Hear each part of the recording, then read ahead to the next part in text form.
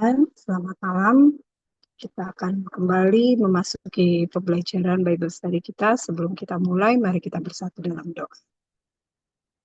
Pujian syukur kami naikkan kepadamu Tuhan Yesus yang baik. Kami bersyukur untuk hari ini Tuhan. Kami boleh terus menjadi penikmat anugerah-Mu Tuhan Yesus. Engkau sudah sertai kami, Engkau sudah menolong kami, Engkau sudah bersabar dan buat hidup kami Tuhan. Kami bersyukur untuk belas kasihan-Mu, kemurahan-Mu hingga kami boleh ada sampai saat ini Tuhan. Terima kasih segala puji, segala hormat hanya bagi nama-Mu. Saat malam hari ini Tuhan Yesus, kami juga mohon ampun selalu kepadamu Tuhan. Ampuni salah dosa kami dalam setiap perkataan, pikiran, perbuatan kami Tuhan. Ampuni, biar hidup kami boleh terus fokus hanya pada karya salib-Mu hingga kami boleh menaikkan syukur kami kepadamu Tuhan. Terima kasih Tuhan Yesus untuk semangat lagi yang baru Tuhan Kau berikan buat kami untuk kami belajar kebenaran firman-Mu saat malam hari ini. Tuhan, tolong kami biar apa yang kami lakukan bukan satu rutinitas kami Tuhan, tapi biar yang Kau beri kami untuk kami boleh mengenal Engkau lebih lagi Tuhan. Kami boleh belajar lagi, kami boleh melekat lagi kepadamu. Tuhan, tolong kami baik pembelajaran online ini, baik teman-teman kami yang ikut bergabung, maupun teman-teman kami yang akan mendengarkan rekamannya. Tuhan berkati kami semua, biar apa yang kami pelajari tidak mendatangkan kesia-siaan, biarlah itu semua untuk kemuliaan nama-Mu. Pimpin hamba-Mu Tuhan, pakai hamba-Mu menjadi alat-Mu untuk memberitakan kebenaran firman-Mu. Terima kasih Tuhan Yesus, kami menaikkan syukur kami, dan kami mulai pembelajaran kami hanya di dalam nama Tuhan Yesus Kristus. Haleluya. Amin. Puji Tuhan. Saya akan bacakan 2 Korintus 12 ayat 20 sampai 21 dan 2 Korintus 13 ayat 1 sampai 4. Sebab aku khawatir bahwa bila aku datang, aku mendapati kamu tidak seperti yang kuinginkan, dan kamu mendapati aku tidak seperti yang kamu inginkan. Aku khawatir akan adanya perselisihan, iri hati, amarah, kepentingan diri sendiri, fitnah, bisik-bisikan, keangkuhan, dan kerusuhan. Aku hadir bahwa apabila aku datang lagi, Allahku akan merendahkan aku di depan kamu, dan bahwa aku akan berduka cita terhadap banyak orang yang di masa lampau berbuat dosa dan belum lagi bertobat dari kecemaran, percabulan, dan ketidaksopanan yang mereka lakukan. Ini adalah untuk ketiga kalinya aku datang kepada kamu. Baru dengan keterangan 2 atau 3 orang saksi suatu perkara sah kepada mereka yang di masa yang lampau berbuat dosa, dan kepada semua orang lain telah kukatakan terlebih dahulu, dan aku akan mengatakannya sekali lagi. Sekarang, pada waktu aku berjauhan dengan kamu, tepat seperti pada waktu kedatanganku kedua kalinya, bahwa aku tidak akan menyayangkan mereka pada waktu aku datang lagi. Karena kamu ingin suatu bukti bahwa Kristus berkata-kata dengan perantaran aku, dan ia tidak lemah terhadap kamu, melainkan berkuasa di tengah-tengah kamu. Karena sekalipun ia telah disalibkan oleh karena kelemahan, namun ia hidup karena kuasa Allah. Memang kami adalah lemah di dalam dia, tetapi kami akan hidup bersama-sama dengan dia untuk kamu karena kuasa Allah. Puji Tuhan. Puji Tuhan, segala hormat kemuliaan bagi Tuhan. Kita bersyukur di malam hari ini kembali kita dalami kebenaran firman Tuhan. Kita akan mengakhiri bedah buku 2 Korintus di 2 pertemuan malam ini, dan 1 malam lagi kita akan menyelesaikan bedah buku 2 Korintus. Puji Tuhan.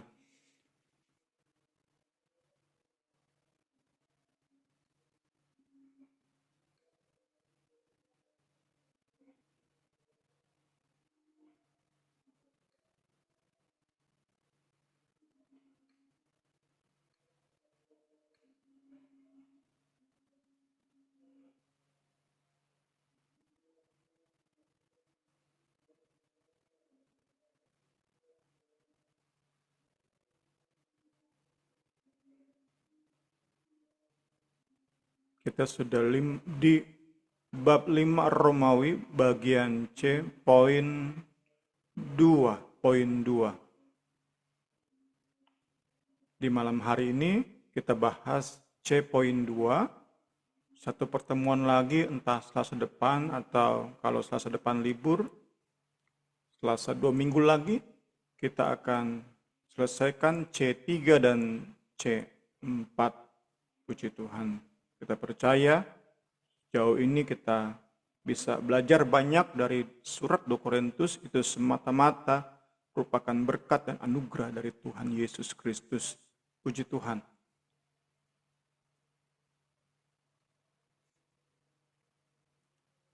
Terus tentang peringatan-peringatan dalam persiapan kunjungan ketiga dari Rasul Paulus ke Jemaat Korintus.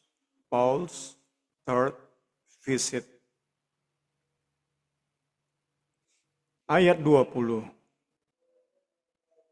Ayat ini berkaitan dengan ayat sebelumnya. Kita sudah bahas Selasa lalu.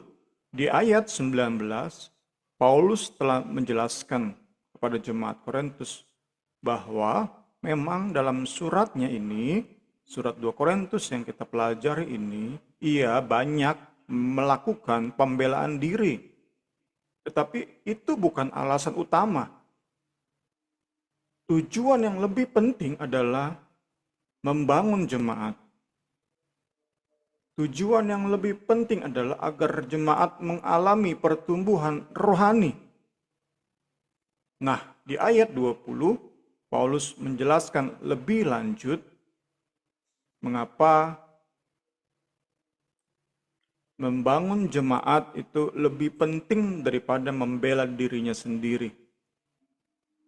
Kita dapati ada 3 kata khawatir dalam bahasa Inggris, afraid, kemudian fear. Bicara tentang rasa takut, rasa khawatir, gentar, bahkan gemetar saat memikirkan kemungkinan Paulus datang ke kota Korintus lagi menghadapi situasi yang kurang lebih sama seperti saat ia mengunjungi sebelumnya jemaat Korintus di kunjungan kedua. Itu yang membuat Paulus sampai 3 kali di 2 ayat ini. Aku khawatir, aku khawatir, aku khawatir. Sampai 3 kali diulang.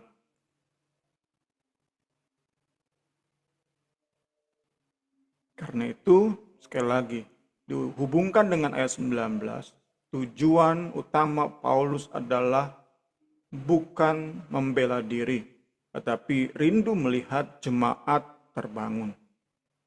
Itulah hati yang terbeban dari Rasul Paulus.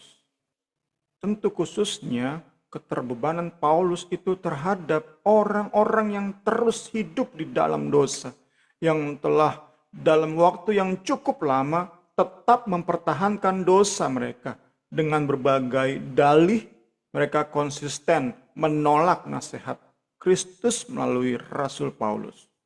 Itu yang kita lihat di bagian awal ini.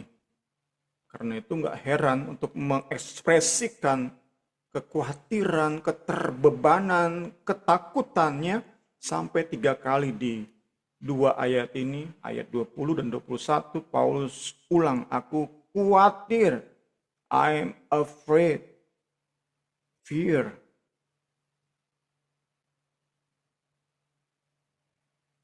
Tentu kesan akan lebih kuat terhadap jemaat Korintus. Mengapa? Karena saat itu surat dari Rasul itu akan dibacakan di hadapan seluruh jemaat. Jadi hadir kepada jemaat bukan lagi dalam bentuk tulisan, tetapi bentuk lisan, perkataan. Diperkatakan oleh pemimpin jemaat, oleh penatua di hadapan seluruh jemaat. Penatua membacakan surat Rasul Paulus, dan Paulus di ayat ini mengulang-ulang. Kita bisa bayangkan seluruh jemaat mendengar penatua bilang, aku khawatir, aku khawatir, aku khawatir. Tentu ada maksud Paulus menulis seperti ini. Paulus ingin menegaskan, benar-benar menegaskan. Jangan sampai aku datang ketiga kali, aku temui kondisi yang sama seperti saat aku datang kedua kali.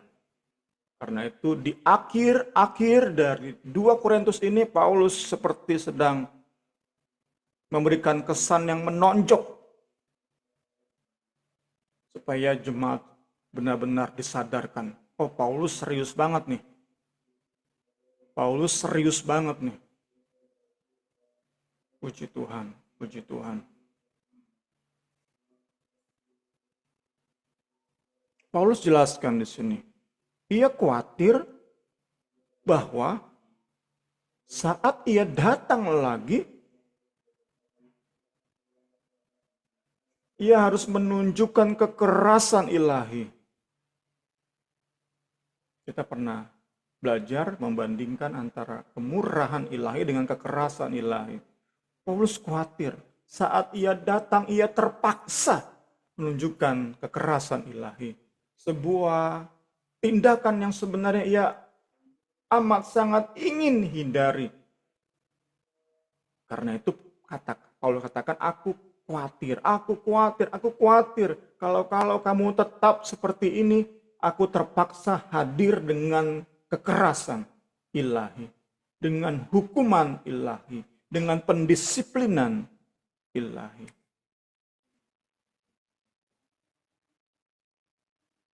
Kita bisa bayangkan di pertemuan atau kunjungan sebelumnya, kunjungan kedua, Paulus hadir dan ia dapati beberapa jemaat tetap dalam dosa mereka, tetapi Paulus masih fokus pada menunjukkan, mengekspresikan kasih dan kesabaran Kristus, sehingga memberi kesempatan untuk mereka bertobat. Tetapi di kesempatan ketiga ini, di kunjungan ketiga ini, Paulus tegaskan, aku enggak akan bersikap sama lagi. Aku akan menunjukkan kekerasan ilahi. Kita baca ayat 20 ini dalam versi yang lain. Sebab saya khawatir kalau pada waktu saya datang, saya tidak akan menyukai apa yang saya temukan. Dan saudara dan jemaat tidak akan menyukai tindakan yang terpaksa saya ambil. Ini khawatirnya Paulus. Ini takutnya Paulus. Kalau ia dapati di kunjungan ketiga bahwa tetap ada jemaat-jemaat continue in sin, terus ada dalam dosa, mau nggak mau Paulus ambil tindakan, dan itu pasti nggak menyenangkan.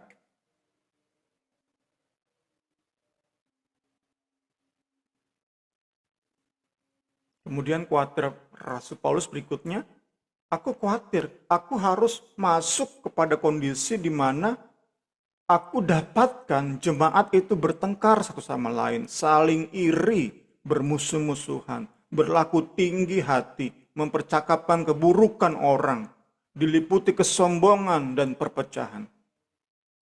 Ini Paulus takut.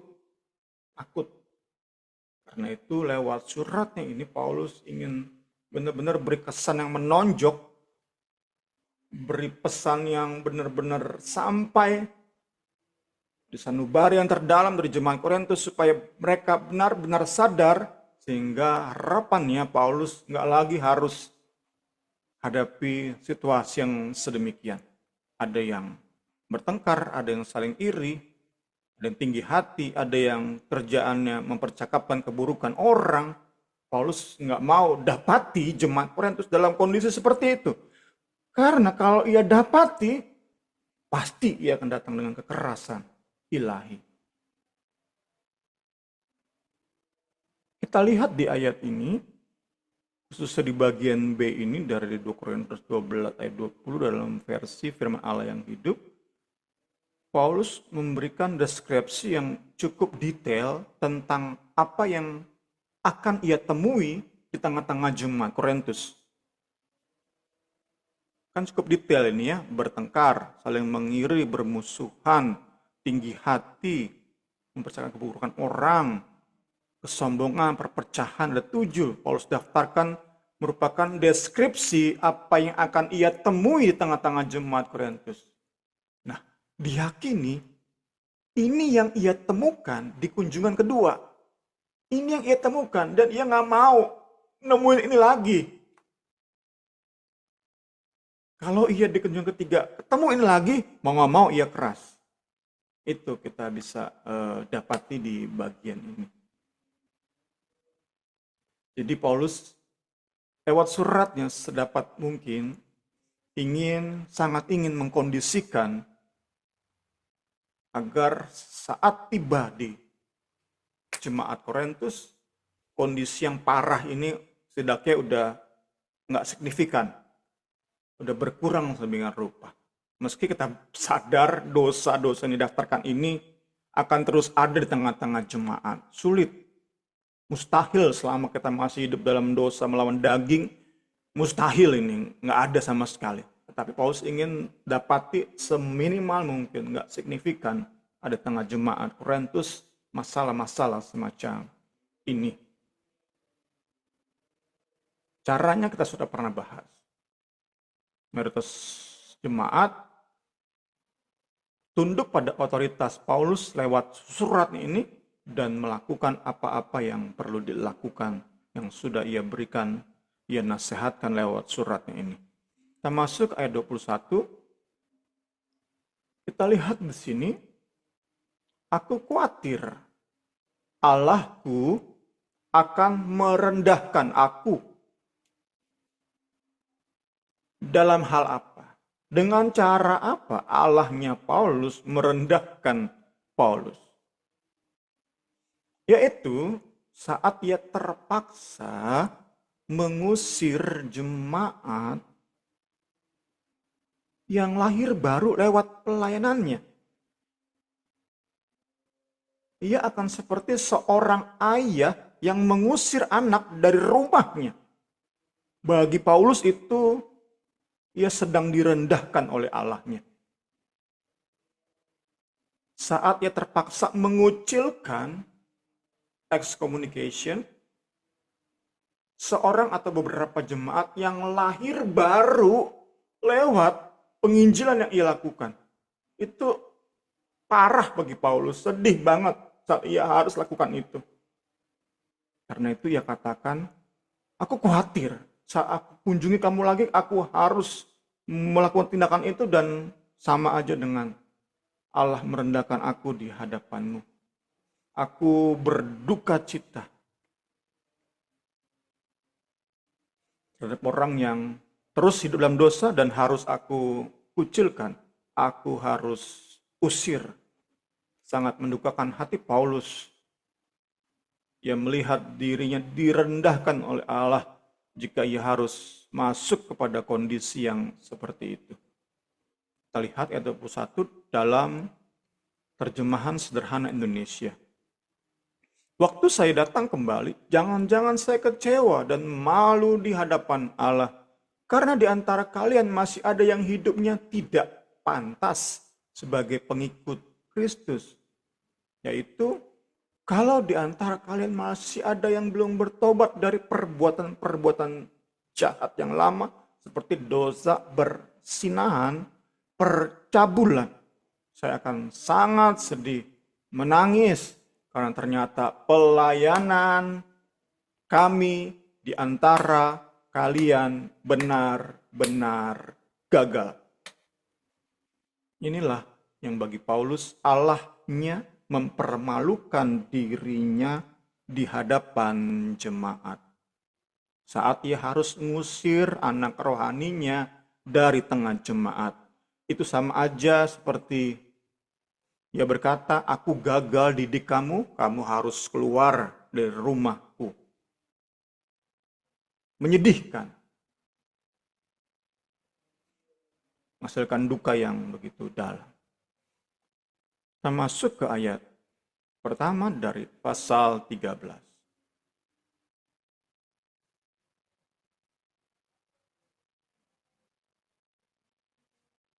Paulus siap datang ke Korintus. Diulang-ulang. Paulus katakan, ini adalah untuk ketiga kalinya aku datang. Aku akan datang. Jadi diulang-ulang terus. Aku akan datang kepadamu.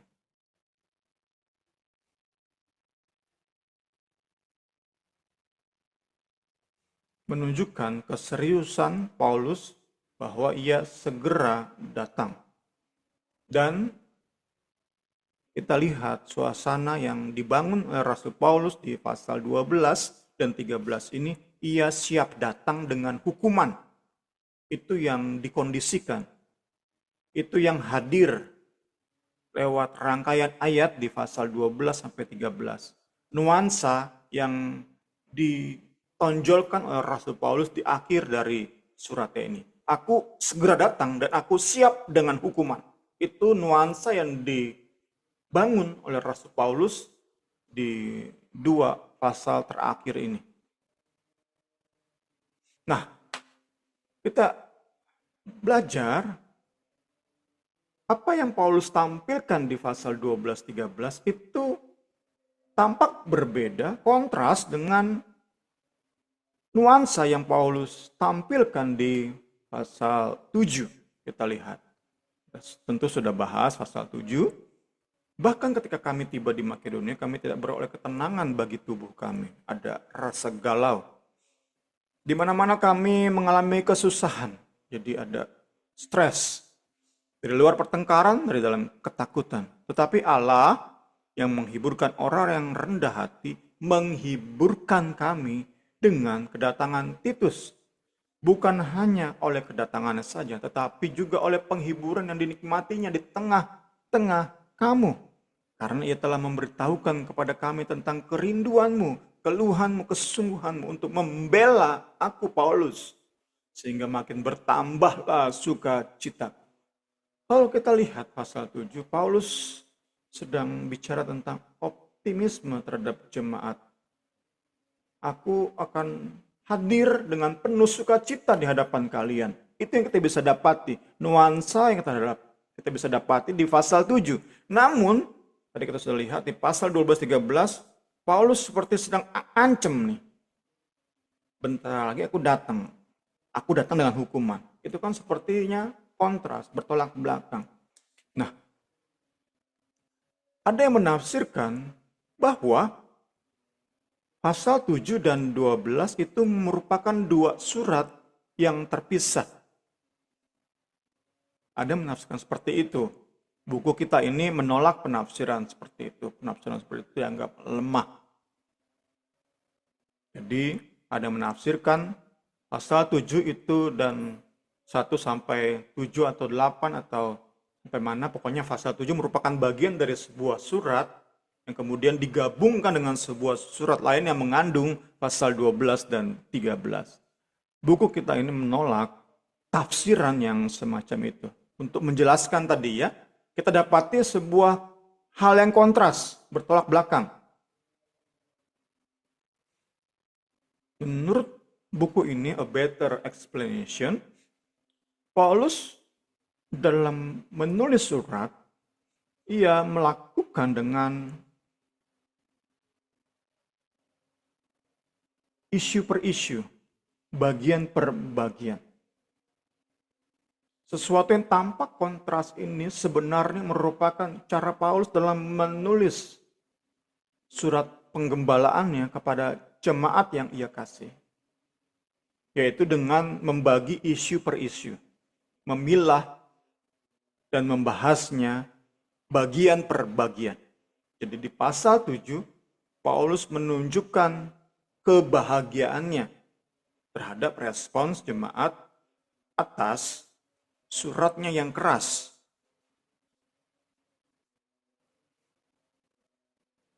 Paulus sebagai gembala enggak serba mengancam, tetapi ada satu sisi ia menunjukkan kebahagiaannya, yang menunjukkan optimisme bahwa jemaat itu benar-benar menghargai suratnya. Namun di sisi lain,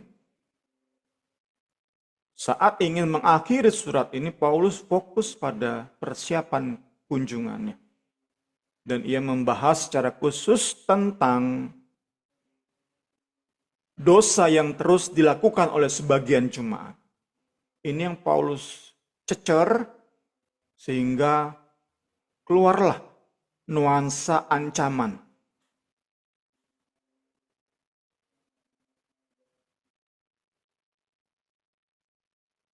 Kita pernah bahas juga, akan diulang lagi di pasal 2 ayat 3 sampai ayat 3a, bahwa kemungkinan itu yang melakukan dosa ini 1-2 orang, pokoknya segelintir, sedikit sekali. Tetapi yang menyetujui, yang melakukan pembiaran itu cukup banyak. Ada satu golongan, satu kelompok. Mereka menyetujui tindakan 1 atau 2 orang ini yang terus di dalam dosa seks, bergabung dengan para penyembah berhala. Ini yang menjadi tafsiran dari buku kita ini. Tapi memang kita pernah belajar juga kan, rata-rata penafsir, para teolog, meyakini surat 2 Korintus itu satu bagian. Bukan 2 surat kemudian disatukan, bukan. Kita lanjut, puji Tuhan. Pasal 13 ayat 2 sampai 3a. Di sini Paulus menyimpulkan apa yang ia mulai di pasal 12 ayat 20, sudah bahas di awal tadi. Paulus siap datang dengan hukuman, dengan pendisiplinan. Ia tadi sekali lagi menghadirkan nuansa ancaman. Mengapa? Masalahnya adalah masih ada jemaat yang nggak yakin akan otoritas Paulus. Mereka masih nganggap Paulus itu hanya ngomong doang, omon-omon doang saat bicara tentang penghukuman, pendisiplinan, kekerasan ilahi. Ada sebagian jemaat masih berpikir seperti itu.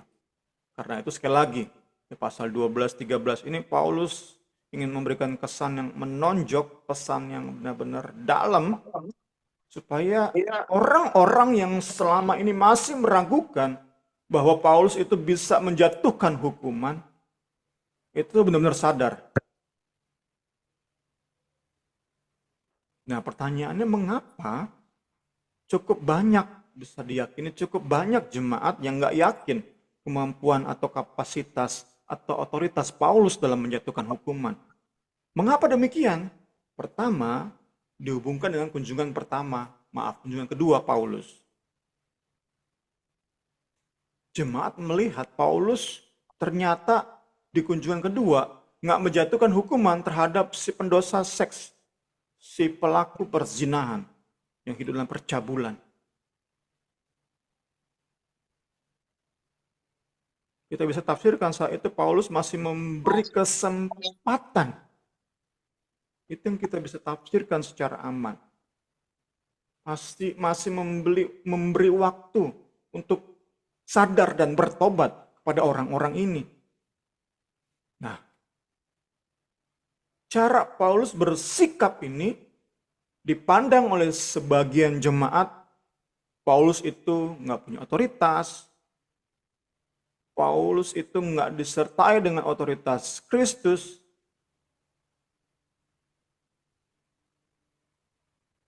Disalahartikan kesabaran Paulus.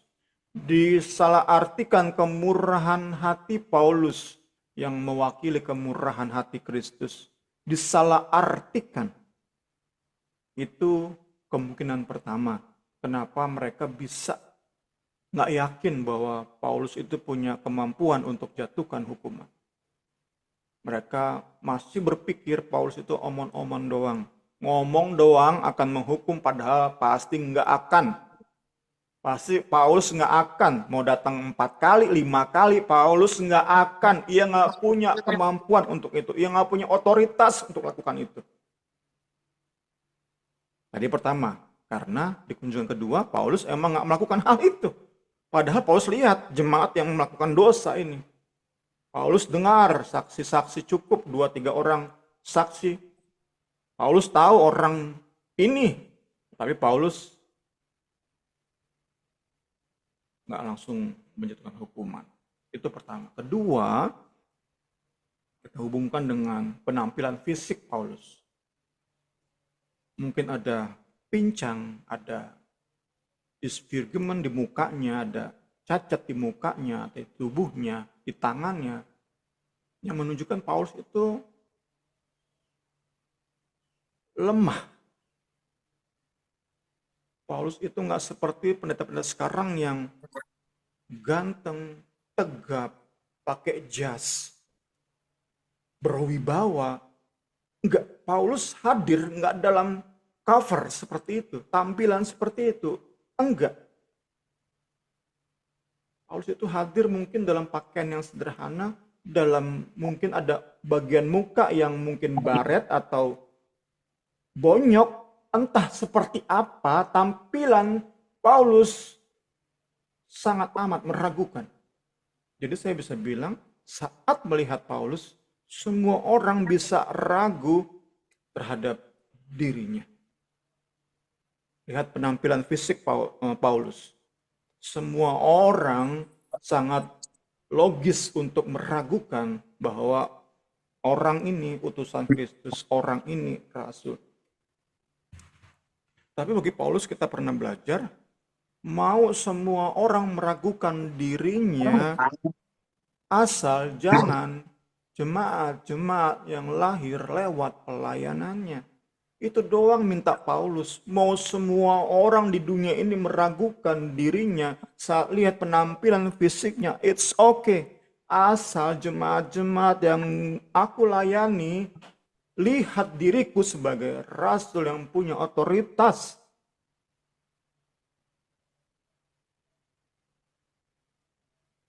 Sangat sedih hati Paulus saat mendapati fakta bahwa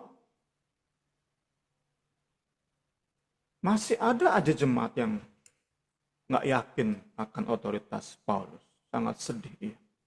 Ya, kita teringat kepada bahasan kita di Teologi Sistematika kemarin, di Jumat kemarin, kita sudah belajar bahwa setiap orang Kristen dewasa itu pasti memiliki kebiasaan untuk mempertimbangkan banyak hal sebelum memutuskan sesuatu, sebelum menetapkan penilaian. Seorang dewasa rohani akan bijak menilai sesama, menilai pendeta, menilai saudara seiman. Karena tadi nggak cuma lihat penampilan fisik. Itu harapan Paulus, supaya mereka dewasa. Sehingga separah apapun covernya Paulus, tampilan fisiknya Paulus, mereka tetap respect, hormat, taat pada perkataan Paulus. Seburuk apapun tampilannya, tetap respect, hormat, taat, segan pada Paulus. Karena tadi, dewasa rohani saat menilai, mempertimbangkan banyak sekali hal.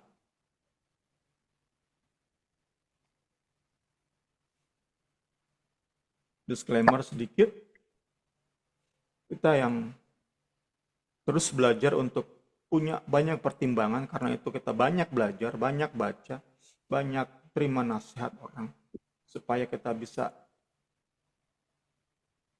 punya banyak bahan pertimbangan sebelum memutuskan sesuatu. Itu supaya kita dikenal sebagai pribadi yang bijak di tengah masyarakat, di tengah keluarga. Kita dikenal sebagai pribadi yang berhikmat. Jangan sampai kita terlalu banyak pertimbangan sampai dikenal kita sebagai orang yang overthinking, yang terlalu banyak mikir. Sebelum memutuskan sesuatu terlalu banyak mikir sehingga ketunda-tunda. Sehingga kita justru malah dikenal sebagai orang yang terlalu mengandalkan kekuatan sendiri, pemikiran sendiri, seorang yang perfeksionis, apa-apa ingin sempurna. Padahal kita ini manusia yang penuh dengan cacat celah. Ini yang kita bisa belajar di bagian ini. Kembali ke bahasan kita. Paulus rindu lewat suratnya ini, 2 Korintus, lewat penjelasannya di surat ini, jemaat sudah bisa cukup meyakini otoritas Paulus. Sehingga sekali lagi, setiap nasihat Paulus berikan di suratnya ini, jemaat taat. Karena segan pada Paulus. Karena percaya Kristus bicara lewat Paulus. Itu yang Paulus rindukan, puji Tuhan. Ia sangat rindu, ia nggak perlu menunjukkan bukti otoritasnya saat ia hadir. Karena itu pasti pahit. Pasti pahit. Kita bisa bayangkan saat Paulus ngusir 2-3 orang. Pasti ada keluarganya, ada orang tuanya, sakit hati jika sampai diusir oleh Rasul Paulus. Kita belajar sama-sama di bagian ini. Biarlah lewat surat-surat yang kita belajar dari dalamnya, bukan hanya surat Paulus, seluruh Alkitab kita dapati itu sebagai surat demi surat. Kita cukup dengan itu. Tentu dengan kekuatan Roh Kudus kita mau taat, belajar taat. Puji Tuhan. Ayat 3b sampai 4 yang terakhir di malam hari ini.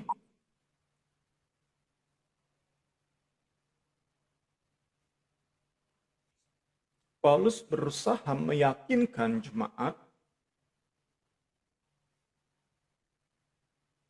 bahwa sebagaimana Kristus itu di satu sisi itu terlihat lemah, namun di sisi lain ia nggak lemah.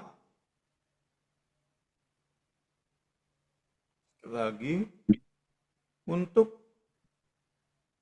membuat jemaat yakin akan otoritasnya, otoritas Paulus, Paulus gunakan dasar teologis Kristus yang tersalib. Jadi kita dapati di sini. Masalah demi masalah, isu demi isu. Untuk menjawab isu tersebut, memberikan solusi terhadap isu demi isu yang muncul tengah jemaat, Paulus memiliki dasar-dasar teologis. Sampaikan kepada jemaat, ini loh dasarnya. Demikian pula di ayat ini. Paulus dalam memberikan solusi, Paulus ajak jemaat memandang kepada Kalvari, kepada Kristus yang tersalib. Di satu sisi memang Kristus yang tersalib itu terlihat lemah. Tetapi di sisi lain Kristus itu berotoritas, berkuasa. Ayat 3b sampai 4. Jadi jika Kristus seperti itu, maka Paulus katakan, aku sebagai pelayan Kristus juga mirip. Aku serupa. Di satu sisi aku memang lemah. Terlebih saat ia bicara tentang duri di dalam daging dalam hidupnya, ia memang lemah. Namun di sisi lain, Paulus menyandang otoritas Kristus. Jadi kita dapati di 3b sampai 4 ini Paulus menempatkan secara berdampingan, dempet, tema kelemahan dan kekuasaan. Kelemahan dan otoritas, ketidakberdayaan, dan kekuatan. Paulus sandingkan secara head to head. Dalam hikmat Roh Kudus, sekali lagi, Paulus gunakan dasar teologis Kristus yang tersalib sebagai dasar menyikapi bagaimana ia menyikapi masalah yang terjadi. Lagi dan lagi tentang Kristus dan salibnya. Tentu kita bisa belajar lewat bagian ini, apapun masalah kita hadapi, mari kita sikapi dengan lagi dan lagi tentang Kristus dan salibnya. Bukan tentang kekuatan kita, bukan tentang pertolongan yang kita dapat dari orang. Memang, faktanya pertolongan datang dari orang. Faktanya kita gunakan akal budi kita dalam menyelesaikan sebuah masalah. Tetapi dasar dari semuanya adalah Kristus dan salibnya. Itu yang kita mau jadikan pola di hidup kita. Kita terima mujizat itu karena kita tahu diri siapa kita, lemahnya kita, sehingga kita bergantung pada Tuhan dan kuasanya itu dinyatakan kepada hidup kita, di dalam hidup kita. Tadi tentang sakit mungkin kita disembuhkan, masalah ekonomi, masalah keluarga, masalah-masalah lainnya kita hadapi, masalah tengah jemaat, terlalu kompleks hidup yang kita jalani ini. Tetapi kita mau sama-sama selalu ingat kekuatan yang kita peroleh karena Kristus yang tersalib. Kita lemah, kita nggak berdaya di satu sisi, tetapi kita bisa kuat karena kita adalah pelayan-pelayan Kristus. Itu yang Paulus ingin sampaikan kepada jemaat. Memang aku lemah di satu sisi. Tapi jangan lupa di sisi lain, aku menyandang otoritas ilahi, otoritas Kristus.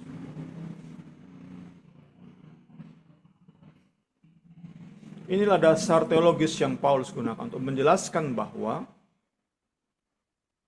dalam kelemahan, Kristus yang tersalib penuh kuasa. Demikianlah dalam kelemahan, Paulus yang memberitakan Kristus yang tersalib juga penuh otoritas. Dan salah satu bukti bahwa otoritas Kristus nyata adalah dosa nggak mungkin terus bertahan di hadapannya. Umat yang Kristus tebus itu nggak mungkin terus-menerus bermain-main dengan dosa. Itu salah satu bukti bahwa Kristus yang tersalib itu berkuasa, berotoritas. Entah caranya dosa itu kita disadarkan bahwa itu najis, kita semakin menjauhi dosa itu, atau otoritas Kristus hadir lewat kekerasan. Kita dibuat sakit misalnya, sehingga kita kapok berbuat dosa. Kita ditegur dengan keras oleh orang lain sehingga kita sadar kita itu salah. Entah caranya gimana, tetapi yang pasti setiap dosa nggak mungkin bertahan di hadapan Kristus yang tersalib. Itulah bahwa bukti Kristus berkuasa. Dan Paulus yang memberitakan Kristus yang tersalib juga berotoritas, berkuasa. Dosa nggak mungkin bertahan di hadapan Paulus terus menerus. Kita rindu kita menjadi pelayan-pelayan yang seperti itu. Tentu saat kita terus menjalani pola pelayanan perjanjian baru. Kita rindu. Saat kita melayani, saat kita hadir dimanapun, tengah keluarga, tengah jemaat, tengah lingkungan, kita dapati nggak ada dosa yang terus dipermainkan di hadapan kita. Kita belajar. Tuhan Yesus yang beri kemampuan kepada kita. Terakhir,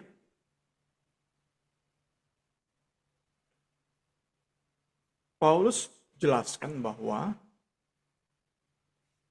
bagi Paulus bukti otoritas Kristus bahwa dosa nggak mungkin bertahan di hadapan Kristus. Otoritas Kristus itu hadir dalam bentuk duri dalam daging. Yang membuat Paulus nggak mungkin sombong. Tentu Paulus tanggapi dengan benar duri dalam daging tersebut. Kita sudah bahas kemarin. Aku diangkat ke surga lantai ketiga, tingkat ketiga. Namun supaya aku nggak sombong dengan penyataan pewahyuan yang luar biasa itu, Allah Kristus berikan duri dalam dagingku. Itulah bukti otoritas Kristus. Itulah bukti Kristus berkuasa dalam hidup Paulus. Paulus bisa tanggapi dengan tepat. Ada hal-hal di hidup kita yang membuktikan otoritas Kristus, bahwa saat kita semakin dekat dengan Kristus, dosa itu semakin menyingkir dari hidup kita. Dosa itu nggak tahan saat kita semakin dekat dengan Kristus. Dan lewat hidup Paulus kita belajar, dosa itu hadir di dalam duri dalam daging, melalui duri dalam daging. Entah bagi kita apa, tapi itu hal-hal yang membuat kita mau nggak mau dekat diri dengan Kristus, bergantung pada Roh Kudus. Sehingga semakin dekat kita dengan Kristus, semakin kita dibersihkan dari dosa-dosa. Puji Tuhan, kiranya pembelajaran kita malam hari ini memberi kekuatan baru, menambahkan wawasan-wawasan ilahi untuk kita sama-sama bertumbuh di dalam pengiringan kita kepada Kristus. Saya kembalikan kepada Ibu. Ya, puji Tuhan. Saat malam hari ini ada Bu Rora. Mungkin Bu Rora mau ada yang ditanyakan atau menambahkan.